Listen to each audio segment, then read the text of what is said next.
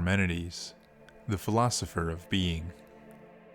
His poem titled On Nature describes a journey where he is taken to an unnamed goddess with the help of a chariot.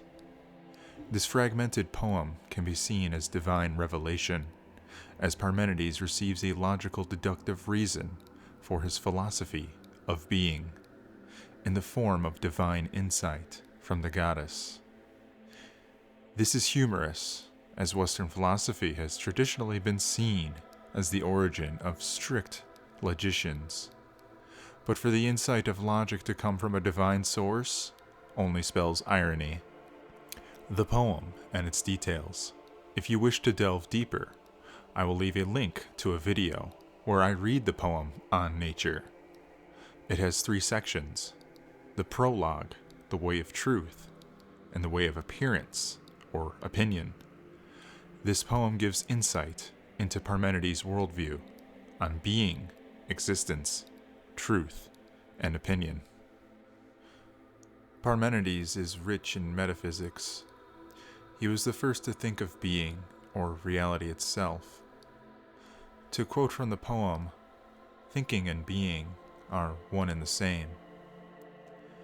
He is often extremely contrasted with Heraclitus, as his idea of flux, change, is a complete opposite with Parmenides' idea of being, unchanging.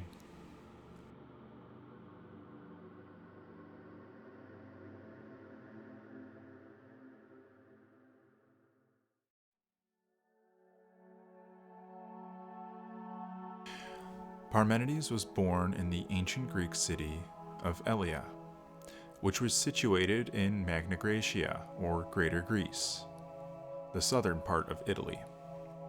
When he was born, what was far more controversial. There are 2 competing methods for dating Parmenides' birth, to either the year 540 BCE by Diogenes Laertius, or the year 515 BCE by Plato. Neither account is clearly convincing in itself, and scholars are divided on their reliability. Parmenides was a prominent figure in the Eleatic school of philosophy. Legends say that Xenophanes was his teacher, and that he may have adopted his idea of monotheism. His doctrine of monism expands on Xenophanes' idea of God being the whole of reality, and that reality is static and unchanging. There is also some debate if Parmenides was part of the Pythagorean school. The sources for that are slim. Later writers on Parmenides, such as Iamblichus, mentions Parmenides amongst a list of known Pythagoreans, and thus the origin of his views are split between Xenophanes, Pythagoras, or no one at all.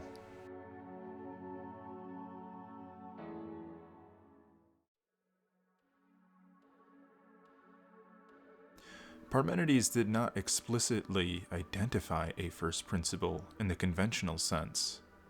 Instead, he focused on the concept of being itself as the ultimate reality. Being for Parmenides is indivisible, eternal, and immutable. So while Parmenides did not propose a traditional archy akin to the material elements suggested by other pre-Socratic philosophers, his notion of being serves as a foundational principle that underlies his entire metaphysical system. Parmenides argued that being is indivisible. It cannot be divided into parts or separated into distinct entities. He rejected the notion of multiplicity within true reality, asserting that being is a single, undivided whole. Parmenides' concept of indivisibility of being reinforces its unity and coherence. Probably one of the strangest aspects of Parmenides' philosophy of being is that he did not believe in movement, and this may take a bit of deeper thinking to understand why he thought this. Considering Parmenides thought that non-being is not real or conceivable. To even try and think of non-being, one would have to think of being itself first, which means that non-being is still within the confines of being. You cannot think of non-being by itself, only being. Consider that Parmenides thought that change was an illusion. Consider also that Parmenides did not trust the five senses. He believed that human perception, through the senses, could be deceptive and misleading. With all that in mind, Parmenides thought that movement was impossible because it would entail a transition from non-being to being, or from being to non-being. However, Parmenides argued that non-being cannot exist. He asserted that non-being is nothingness, a state devoid of existence. Therefore, any notion of something coming into being from non-being is inherently contradictory. It suggests that something can emerge from nothing, which Parmenides deemed impossible.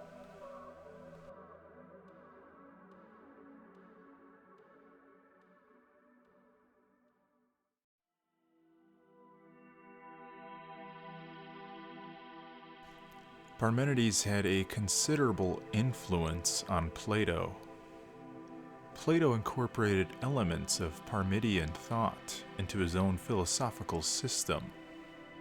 Plato's dialogue, Parmenides, is one of his later and more complex works, exploring various philosophical concepts through dialectical inquiry. The dialogue primarily focuses on the ideas of Parmenides.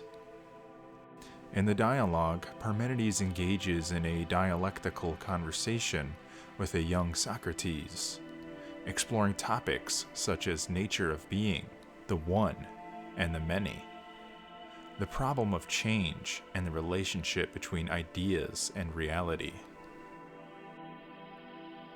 Plato, in his dialogues, adopted Parmenides' concern for the stability and permanence of reality. The Parmenidean influence can be observed in Plato's theory of the forms, or ideas. According to Plato, the physical world is a realm of constant change and imperfection, while the world of forms is eternal, unchanging, and consists of perfect archetypal entities. Parmenides' emphasis on reason and logical argumentation also had an impact on Plato's philosophical methodology. Plato valued dialectical reasoning, a form of discourse that seeks to reach deeper understanding through careful examination and questioning. Some elements of Parmenides' emphasis on the unity, permanence, and singularity of reality may have resonated with later thinkers, including those in the Neoplatonic tradition. Plotinus, who lived in the 3rd century CE, developed a comprehensive metaphysical system that drew on the elements of Plato's philosophy, as well as earlier thinkers like Parmenides. Plotinus' concept of the one, also known as the good, or the monad, bears similarities to Parmenides' notion of the ultimate unchanging reality. Both Parmenides and Plotinus reject the idea of multiplicity of changing entities and emphasize a transcendent, unified principle. While Parmenides' influence on Plotinus is not straightforward, some parallels can be drawn between Parmenides' emphasis on the unity of reality and the Neoplatonic concept of the one.